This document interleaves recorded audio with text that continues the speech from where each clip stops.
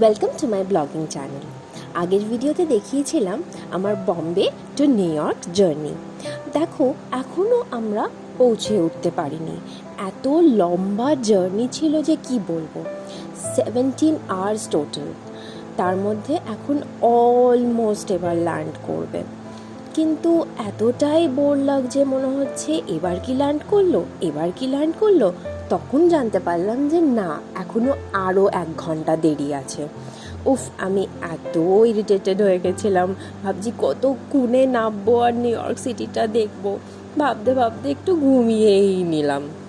তো এরমভাবে ঘুমালাম, তারপর হঠাৎ করে ওরা আবার ডাকাডাকি শুরু করলো যে উইন্ডো খোলো, এই সেই, এবার এসে গেছে। তারপরে অলমোস্ট এবার যখন ল্যান্ডিংয়ের দিকে এগিয়ে যাচ্ছে তখন তো আলাদাই এক্সাইটমেন্ট।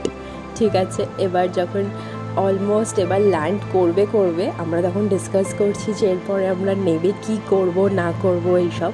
তো যখন দেখছি যে ওদের কি সুন্দর বাড়ির সেট আপগুলো, কি সুন্দর সিমেট্রিক্যাল, তারপরে এইসব দেখতে দেখতে অনেক গল্প করতে করতে তারপর ল্যান্ডিংটা হয়েই গেল। The landing was so smooth, এত সুন্দরভাবে ল্যান্ডিংটা হলো আর আমাদের এক্সাইটমেন্ট তো তখন আরও দ্বিগুণ বেড়ে গেল।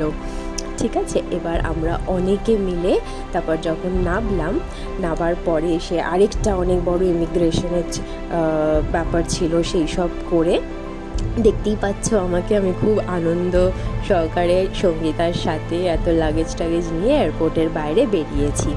এবার ঠিক এই গাড়িটা যেরকম দেখছো, আমরা এরকম একটা গাড়ি করে নিউ জার্সির দিকে এগিয়ে যাচ্ছি।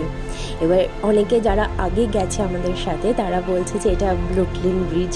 ভাবতে পারছো, আমি শুধু সিনেমাতে দেখেছি যে ব্রুকলিন ব্রিজ, আর শুধু এমনি ছবিতে দেখেছি, কোনোদিন ভাবতে পারিনি যে আমি ব্রুকলিন ব্রিজ ক্রস করে নিউ জার্সির দিকে এগিয়ে যাব।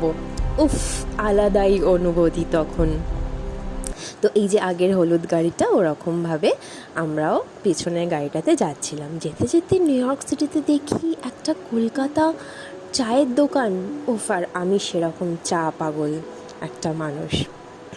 তো এরকমভাবে রাস্তাঘাট দেখতে দেখতে মনে হচ্ছিলো যেন ইন্ডিয়াতেই আছি, কিন্তু তাও একটা ঠিক আছে, দেখা যাক যদি অন্যরকম কিছু হয়। তো এইসব ভাবতে ভাবতে আর অনেক গল্প করতে করতে নিউ জার্সির দিকে এগিয়ে চললাম।